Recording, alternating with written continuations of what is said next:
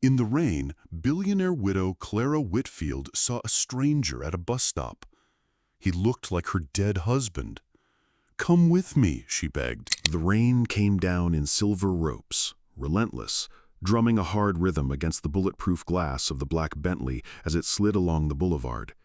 The city blurred into a puzzle of neon and wet brick, every streetlight smeared into a pale halo.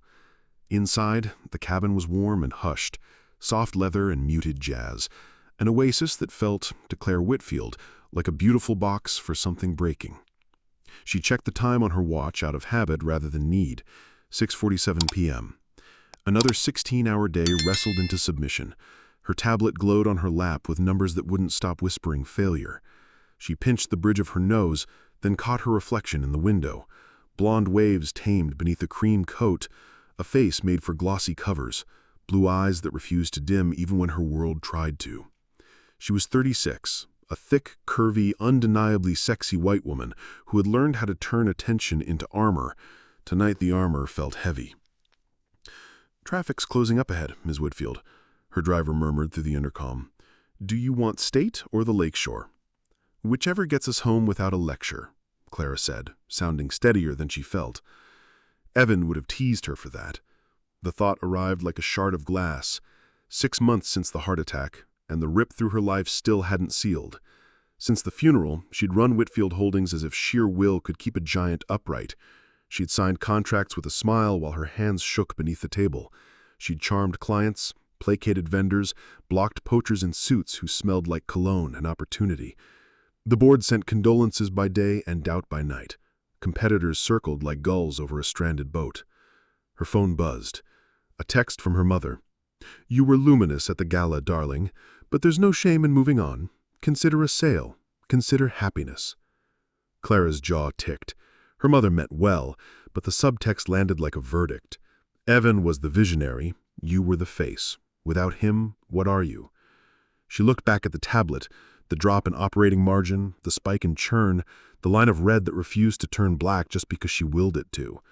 She could recite the fixes in her sleep, renegotiate logistics, streamline 3 product lines, stop letting the old guard at the table define the terms of survival. But fixes required time and allies. Time she had. Allies? That column was mostly empty. The Bentley slowed for a red light near a park. Rain dragged long, trembling strokes down the glass. People huddled at the bus stop, a cluster of umbrellas, hunched shoulders, plastic bags pressed to chests. Clara's gaze drifted over them without seeing. Then it snagged. A man stood beneath the peppering rain without an umbrella, broad-shouldered and still, as if the weather existed around him and not on him. His profile, cut clean, jawline strong, lips set in the patient line of someone who didn't make room for panic. Even from here, the way he held himself was familiar. Not his face, that was his own, beautiful in a quiet, unbothered way, but the bearing, the steadiness, the sense that he listened to a room before he moved inside it. Her breath hitched. It was impossible, and she knew it. Grief was a trickster who impersonated the dead. And still, "Pull over," she said. The car slid to the curb, wipers knocking like a heartbeat. Her hand hovered above the door handle, suddenly aware of the way her coat cinched her waist, the curve of her hips, the softness that made designers love her and rivals underestimate her. She smoothed the lapel, pushed the door, and stepped into the weather. Cold water found her in an instant, darkening the cream into a deeper shade, stippling the silk at her knees. He turned when her heels clicked the wet pavement, and the moment his eyes met hers, the city's roar softened. They were warm brown that didn't flinch. He took in her soaked coat, the car at the curb, her face, calmly, fully, without flattery and without fear. "Excuse me," Clara said, the boardroom in her voice, the tremor in her chest. "I'm Clara Whitfield." His eyebrows lifted a fraction. Most people in this city knew the name or pretended to. He looked like a man who didn't waste energy pretending. "Good evening," he said. "I'm Marcus Hale." The bus grumbled closer, headlights throwing a slick ribbon across the asphalt. He shifted his bag on his shoulder. "Can I help you with something?" The question should have been hers. The rain needled along her scalp, loosening a curl. I saw you from the car," she said, hearing how absurd it sounded and forging ahead anyway. For a second, you reminded me—" She cut herself off. This wasn't a stranger's burden to carry. His gaze warmed a notch. "Rough day?" "Rough 6 months." She exhaled. "I'm sorry, this is unorthodox. I don't approach people at bus stops." "New habit?" he asked, a smile ghosting at one corner of his mouth, not teasing, inviting her to be human. "Definitely not." She gestured toward the approaching bus, its brakes hissing. "Where are you headed?" "South." He glanced at the line forming, then back to her. "Look, Ms. Whitfield, you don't owe me an explanation, but you're standing in the rain in a very nice coat, and you could look like you could use a seat and something hot." She almost laughed. That was Evan's trick too, naming the ordinary need beneath the grand crisis. "What do you do, Mr. Hale?" "Mechanical engineer, systems, efficiency, making old machines do new work." He tipped his head toward the bus. "And sometimes waiting." Clara's mind, trained to compute, ran. Engineer, systems, new work. She swallowed. The words arrived without permission, out of the deep place where instinct lives. "Come with me," she said. The bus doors sighed open. A couple in scrubs hurried aboard. Marcus's hand tightened on the strap of his bag. "I don't even know where with you is." "Someplace dry," she said, glancing back at the Bentley. "A coffee shop. 10 minutes. 20. She steadied. "I won't waste your time." He studied her. Not the coat, not the car, not the rain-slick hair or the curves the city never let her forget. He studied her eyes, and Clara felt the fine crackle of being seen. The bus driver leaned out, impatience already loaded. "You getting on, man?" Marcus looked at the bus, then at her, then at the rain. He stepped backward, away from the stairs. The driver hissed and closed the doors. The bus lumbered off, spraying a sheet that washed over both their shoes. "Coffee," Marcus said, almost to himself. "All right." Inside the Bentley, the city softened to a muted watercolor. Marcus didn't gawk. He didn't fill the silence with praise for the leather or the brand or the woman across from him. He sat with his knees set, hands on his bag, breathing like someone who had trained his body to trust quiet. "Thank you," Clara said. She offered a towel from the console. He accepted it with a small nod. "I don't even know where with you is." "I don't—" "Someplace dry," she said, glancing back at the Bentley. "A coffee shop. 10 minutes. 20. I won't waste your time." He studied her. Not the coat, not the car, not the rain-slick hair or the curves the city never let her forget. He studied her eyes, and Clara felt the fine crackle of being seen. The bus driver leaned out, impatience already loaded. "You getting on, man?" Marcus looked at the bus, then at her, then at the rain. He stepped backward, away from the stairs. The driver hissed and closed the doors. The bus lumbered off, spraying a sheet that washed over both their shoes. "Coffee," Marcus said, almost to himself. "All right." Inside the Bentley, the city softened to a muted watercolor. Marcus didn't gawk. He didn't fill the silence with praise for the leather or the brand or the woman across from him. He sat with his knees set, hands on his bag, breathing like someone who had trained his body to trust quiet. "Thank you," Clara said. She offered a towel from the console. He accepted it with a small nod. "You looked like you needed someone not trying to sell you something." A laugh escaped her, short and sharp. "That obvious?" "Not obvious, just familiar." "Familiar how?" "My grandmother raised me. She taught me the look people wear when they want to hold it together and ask for help at the same time." Clara turned her face to the window. The park blurred past. She thought of boardrooms where she had sat straighter at the mention of her name, of men who called her kiddo while signing deals she'd built.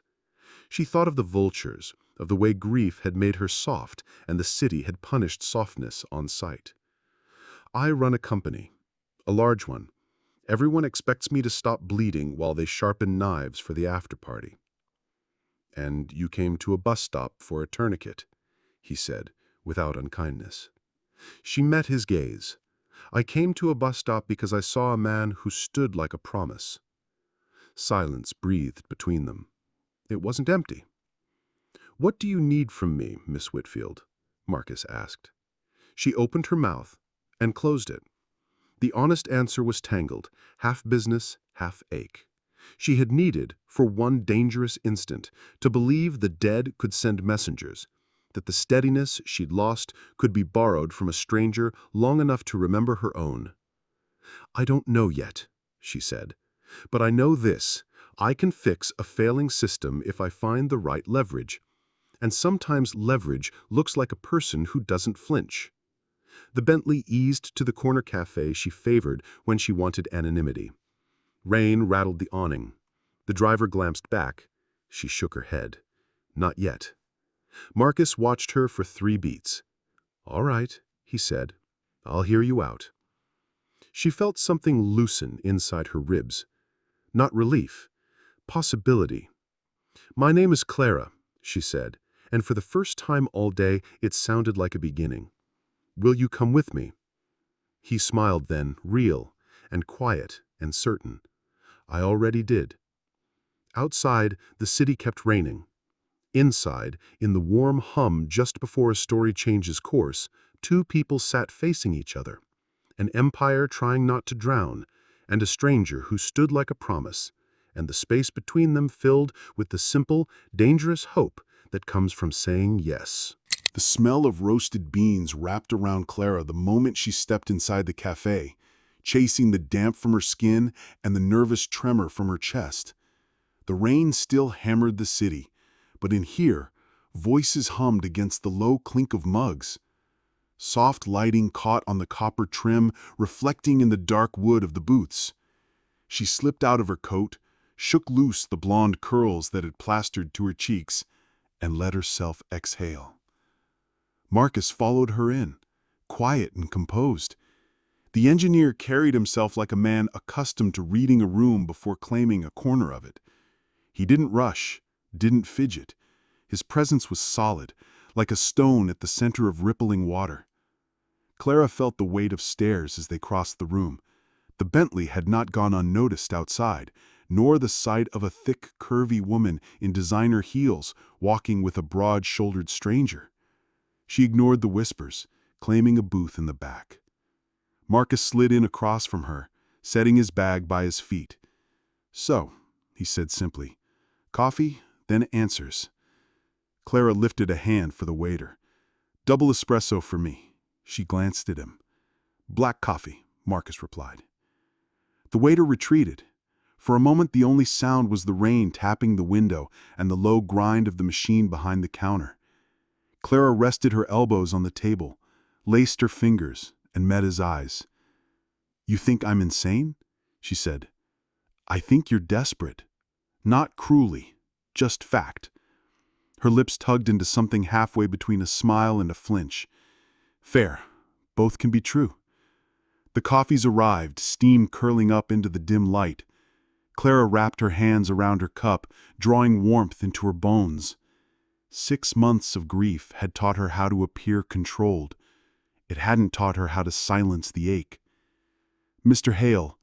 "Marcus," he corrected. "Marcus," she repeated, tasting the word. "You probably Googled me in your head the moment I introduced myself. Or maybe you didn't, which is even more refreshing. Either way, you should know I'm not in the habit of pulling strangers into my car." "Glad to hear it," Marcus said evenly. "Though I suspect I'm not just a stranger to you. Not tonight." She hesitated. "You remind me of someone. My husband. Evan." His expression softened, respectful without pity. "I'm sorry for your loss." Clara's throat tightened. 6 months, and every day since I've been trying to convince a circle of men in suits that I'm not some ornamental widow clinging to a company I don't understand. "And are you?" The bluntness startled her. Most people, board members, journalists, acquaintances at charity galas, either imply incompetence or overcompensated with false reassurance. Marcus offered neither. "No," she said firmly. "I built Whitfield Holdings with him. I negotiated contracts worth hundreds of millions of dollars. I fought for market share when competitors tried to squeeze us out. But he was the one the world believed in. Without him, they smell blood. Marcus sipped his coffee, eyes never leaving hers. So, why me? She leaned in, lowering her voice, though no one was close enough to hear. Because I need someone I can trust. Someone who isn't tied to the board or the shareholders or the Chicago social clubs. Someone who doesn't see me as a stepping stone or a scandal. You don't even know me. That's exactly why. The rain beat harder on the windows, punctuating her words. Clara swallowed another mouthful of espresso, steadying herself against the absurdity of what she was about to say. I need a partner. Not a replacement for Evan, not a prop. A partner in the trenches. Someone to stand beside me in boardrooms, in client meetings, at industry events. To remind them, and maybe remind me, that I am not alone in this fight. Marcus leaned back, folding his arms.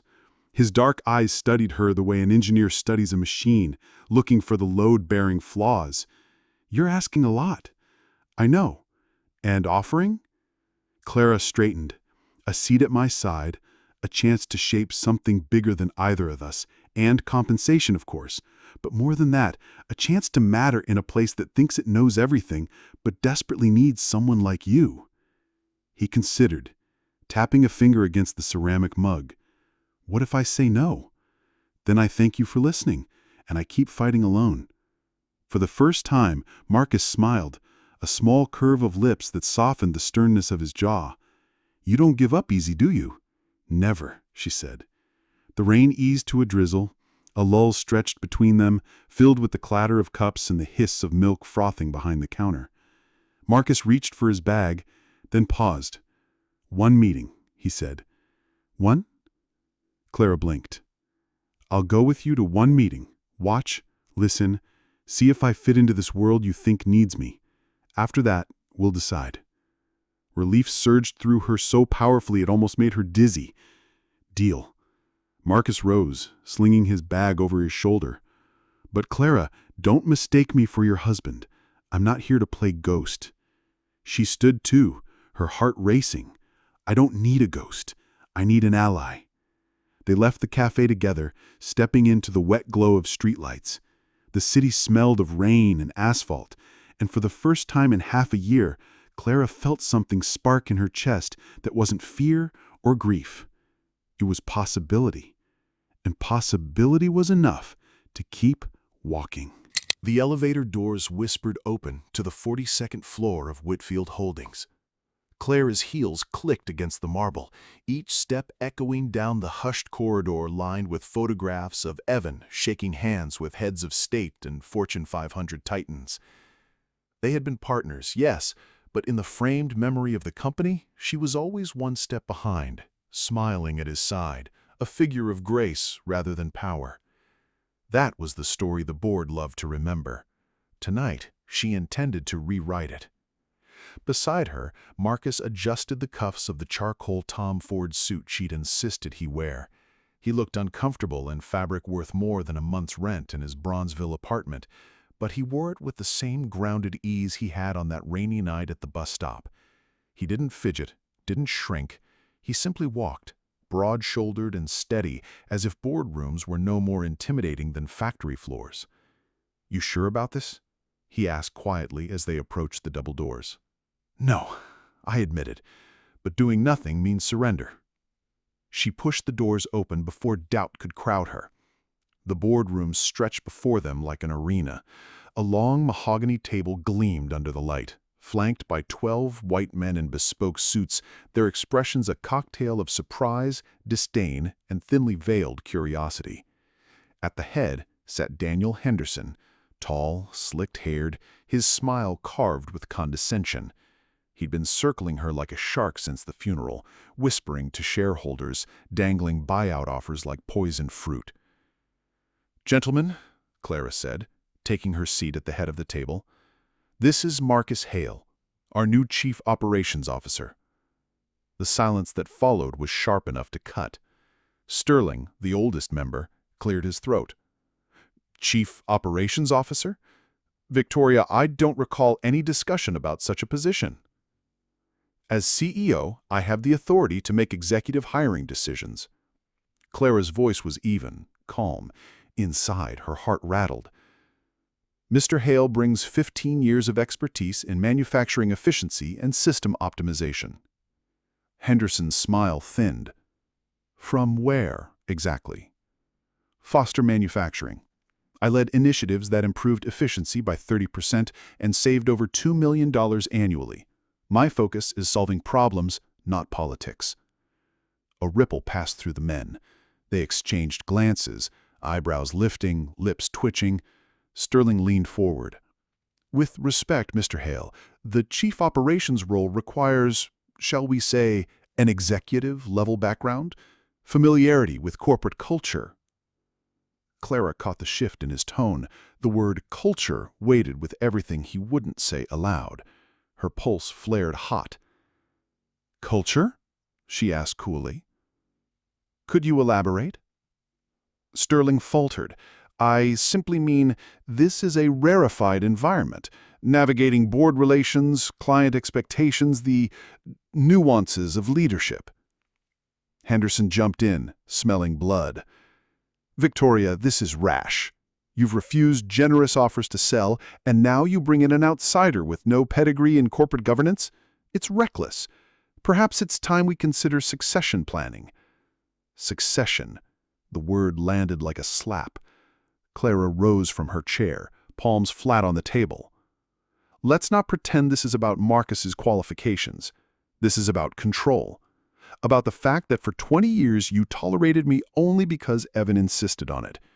You shook my hand at galas, let me draft strategies you later called his, and treated me like the pretty wife who smiled in the background. Now that Evan is gone, you think you can erase me. Victoria, Cross began, but she cut him off. No, let me finish. Her blue eyes swept the room, each man shifting under the weight of her gaze. I negotiated the Yamamoto contract that brought in $200 million in revenue. I spearheaded the European expansion. I created the sustainability initiative that now sets industry standards. You benefited from my work while dismissing my name. Well, Evan is gone, gentlemen, and you're left with me, whether you like it or not. The room went still. Clara could hear her own breath, sharp and fast, but Marcus's calm presence beside her anchored her spine. Henderson smirked, though his eyes flickered with unease. Passionate speech, but passion doesn't change the numbers. Profits are down. Clients are leaving. The stock price has dropped 15% since Evan's death.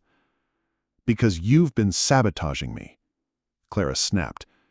Undermining my decisions in client meetings, spreading doubt about my leadership, maneuvering for your precious takeover.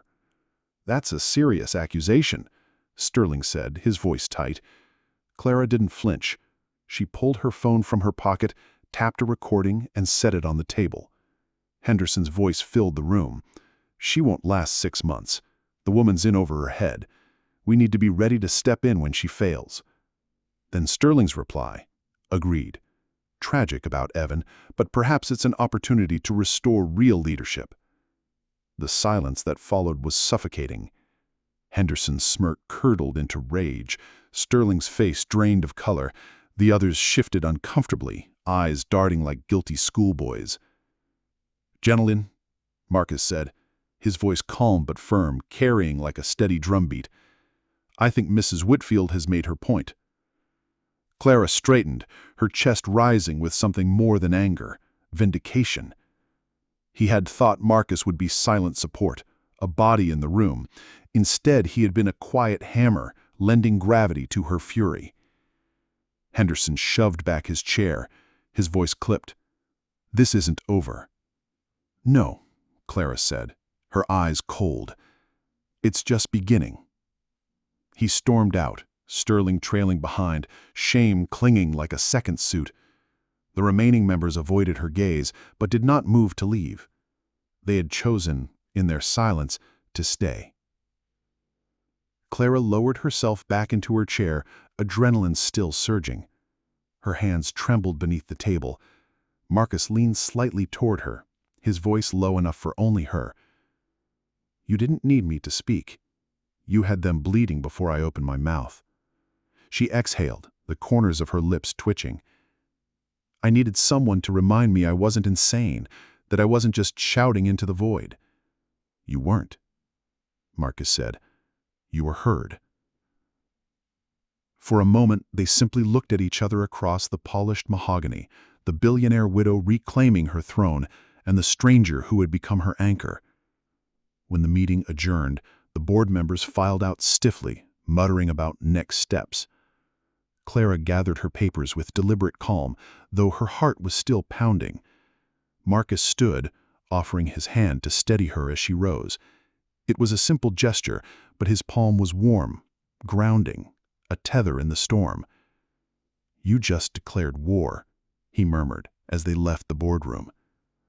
"I've been at war since the day Evan died," Clara said, her voice iron. "Today, I finally chose to fight." They walked the corridors side by side, their reflections in the glass panels merging briefly into one. Outside, Chicago's skyline glittered against the night, the city's hum vibrating with challenge. Clara felt something she hadn't felt in months. Not relief, not safety, but power. And at her side, the man who had once waited for a bus now walked like someone who belonged in her world. She glanced at him, her lips curving. "Ready for what comes next?" Marcus's eyes met hers, steady as ever. "I said one meeting, but somehow I don't think we're done." Clara laughed softly, the sound unfamiliar but welcome. "Neither do I." Together, they stepped into the elevator, descending into a future that promised battle, scandal, and perhaps something neither of them had dared to name yet. The morning sun bled gold across Chicago's skyline, glinting off the steel and glass of Whitfield Holdings. Clara sat at her desk, the latest quarterly reports spread across the mahogany surface. For the first time in months, the numbers weren't a dirge. They were a song, subtle but steady. Contracts stabilized, margins recovering, and whispers among the staff that the company might actually outlast the storm. It wasn't magic. It was Marcus. In 3 weeks, he'd done what her board claimed was impossible. Streamlined bottlenecks, renegotiated supplier contracts, cut bloated processes. Where the old guard relied on handshakes and golf course deals, Marcus brought blueprints and efficiency models. He spoke plain truth to managers who'd grown fat on complacency, and he didn't flinch when they sneered.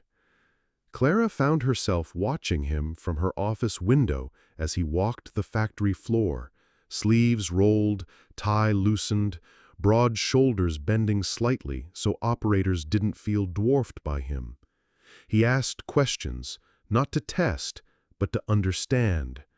He listened with the same intensity that had caught her at the bus stop. Within days, workers who barely glanced at her before were greeting him by name. She hated how much that both stung and soothed. That evening, after hours, she found him in the operations wing, hunched over a whiteboard scrawled with equations and flowcharts. "You're supposed to be the COO," she teased lightly, "not the janitor cleaning up every system in the building." Marcus didn't glance up, only grinned. "If the engine's sputtering, you don't sit in the passenger seat and hope. You lift the hood." She leaned against the doorframe, her curvy silhouette caught in the warm glow of fluorescent lights. "You make it sound so simple." "It is," he said, finally looking at her. His eyes softened. "The hard part is people. Machines don't lie. People do." The truth of it punched through her. The board, the shareholders, even her own sister, they'd all lied in their way. Sell the company, step aside, smile for the cameras. The only person who hadn't asked her to shrink was the man who should have been least invested. "Marcus," she said quietly, "you've done more for this company in weeks than half the board has in years." He capped the marker and shrugged. I'm not doing it for them." Their eyes locked. The silence stretched, heavy with something unspoken. Clara felt heat rise under her skin, an ache she hadn't allowed herself in months. She cleared her throat, breaking the spell. "Walk me out?" They rode the elevator in silence, the hum of the city night pressing close. At the curb, the Bentley waited. She slid in, expecting him to follow. Instead, he paused. "I'll take the train," he said. "Marcus, it's important I stay grounded. I can't help you fight if I forget where I come from." She wanted to argue. She wanted him close, in the car, in her orbit, but she only nodded. "Tomorrow, then." He smiled faintly. "Tomorrow." The next week, the Chicago business papers erupted. Whitfield Holdings COO appointed without board approval. The photo splashed across the front page showed Clara and Marcus side by side leaving the building, her in a fitted cream dress that hugged her curves, him in a sharp suit that made him look every inch an executive. The captions dripped with speculation. Wittow's desperation? Mystery man or savior? At lunch in the Gold Coast, Clara's mother waved the paper like a battle flag. "Darling, this man, this stranger, you've handed him power, and now society is talking." "Let them," Clara said flatly, sipping her wine. "They say you're unraveling," her mother pressed, "that grief has blinded you, that you're—" Clara slammed her glass down, startling the waiters. "What they say doesn't matter. What matters is this company. What matters is survival." Her mother's lips pursed. "And what of your reputation?" Clara thought of Marcus's calm eyes, of the way workers straightened when he spoke, of how he'd made her feel less like a ghost in Evan's shadow. For the first time, reputation felt like a cage she was ready to break. Rumors became a storm. Socialites whispered about Clara's bus stop romance. Shareholders demanded explanations.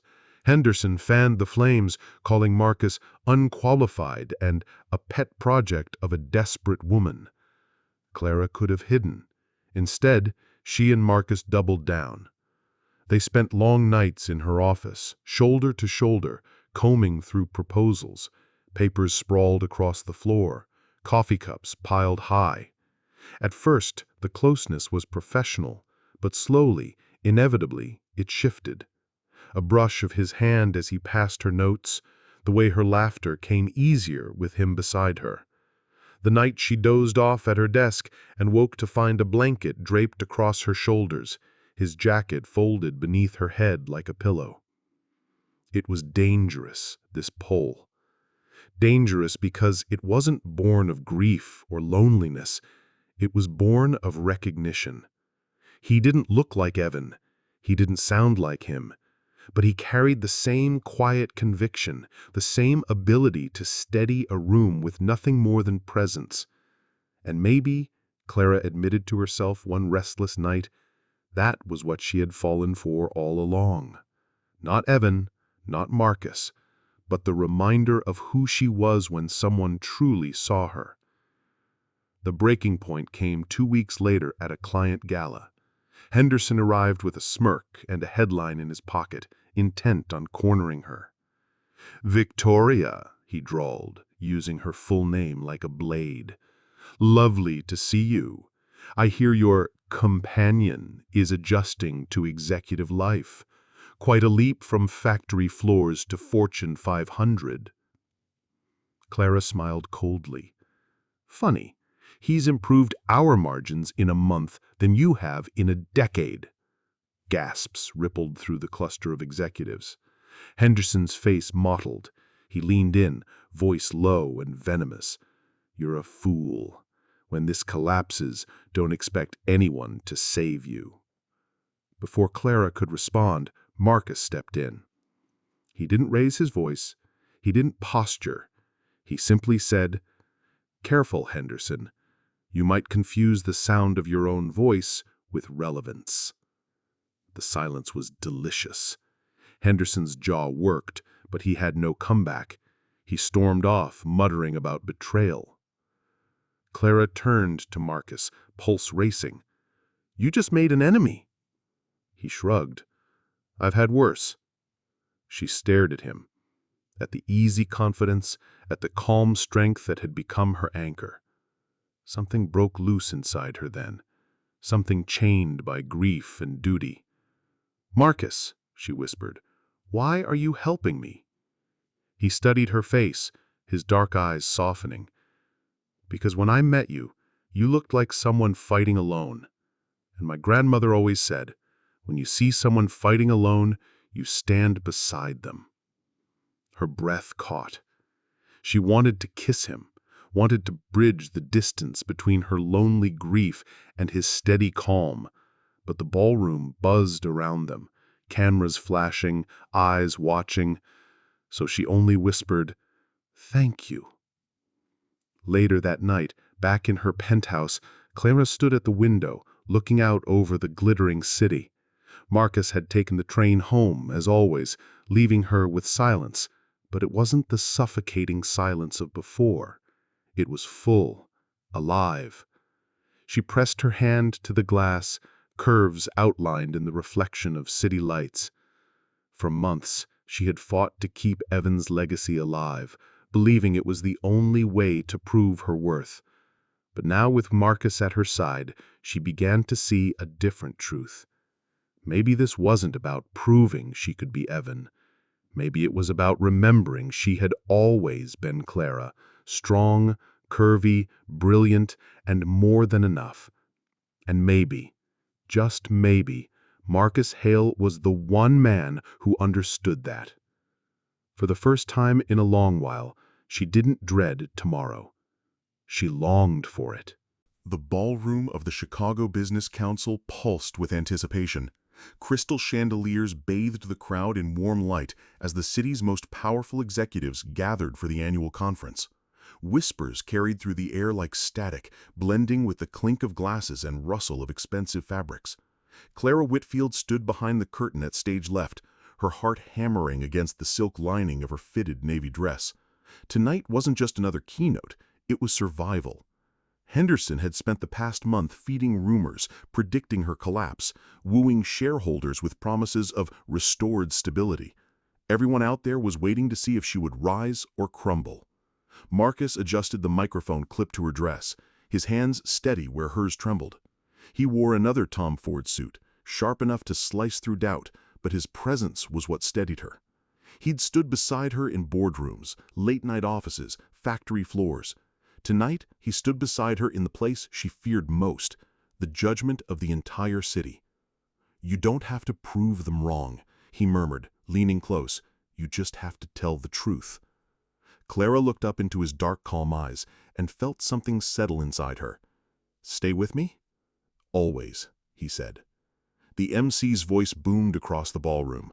"Please welcome CEO of Whitfield Holdings, Clara Whitfield." Applause erupted, polite at first, then louder, curious.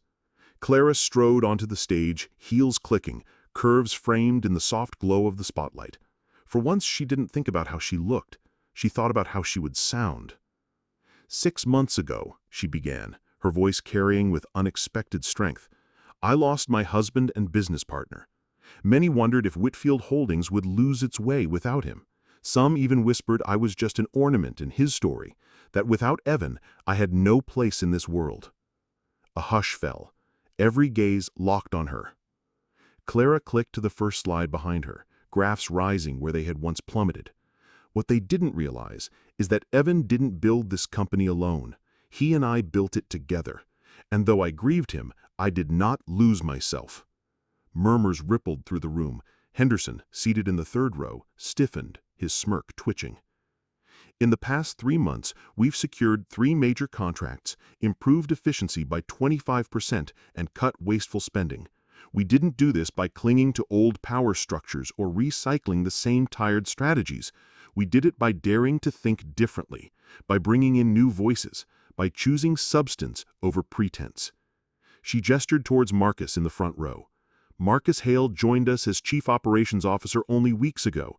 He didn't come from a country club or a boardroom.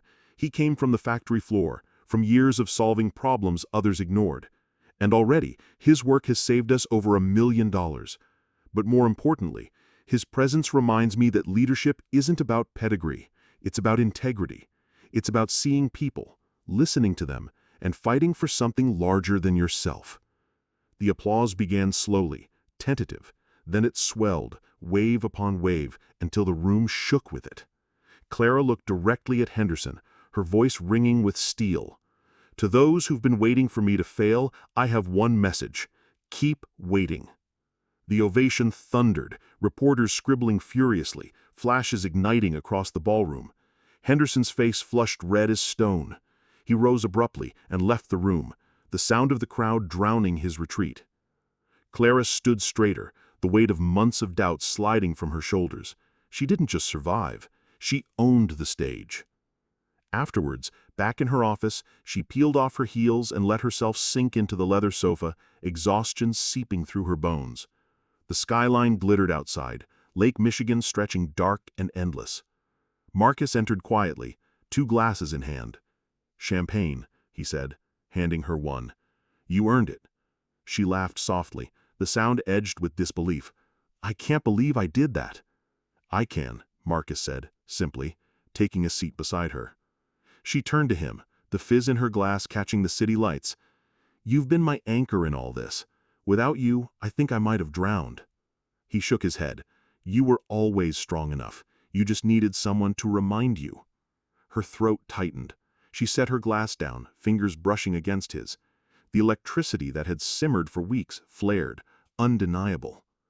"Marcus," she whispered, "when I asked you to come with me that night at the bus stop, I thought I was just asking for help saving a company. But somewhere along the way I realized—" Her voice faltered, emotion crowding her chest. "I wasn't just saving Whitfield Holdings. I was saving myself." His gaze softened, warm and unwavering. "And what am I to you now, Clara?" She inhaled, the words tumbling free like truth finally unchained.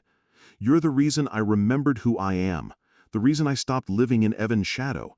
You're the man who stood beside me when everyone else doubted me. And if I'm honest, you're more than that. You're the one I don't want to walk away." For a moment, silence stretched thick with possibility. Then Marcus set his glass down and took her hand in his thumb brushing over her knuckles. "That night you asked me to come with you," he said quietly. "And I did, but I wasn't just walking into a car. I was walking into your fight, into your world. And Clara, I'll keep coming with you, for as long as you'll let me." Her breath hitched. Tears blurred the skyline behind him. And then finally, she let herself move, closing the distance, pressing her lips to his. The kiss was soft at first, tentative, but it deepened, carrying months of restraint, grief, longing, and something new, something alive. When they finally pulled apart, Clara rested her forehead against his. "Home feels different now," she whispered. Marcus smiled. "Maybe that's because it's not a place anymore. It's us." 3 months later, Whitfield Holdings reported its strongest quarter in 2 years. Clara strode through the lobby of the headquarters, her curvy figure radiating confidence in a tailored suit, Marcus at her side. Employees greeted them, not with whispers of doubt, but with respect. She had stopped being Evan's widow. She was Clara Whitfield, leader, fighter, survivor.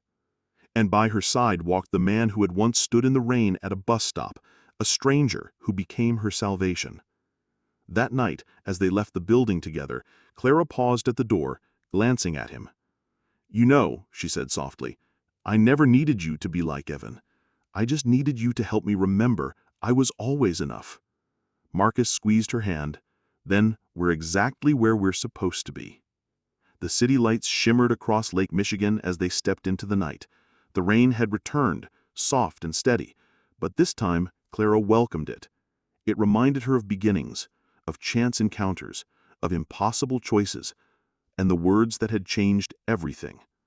"Come with me," she had said, and he always would.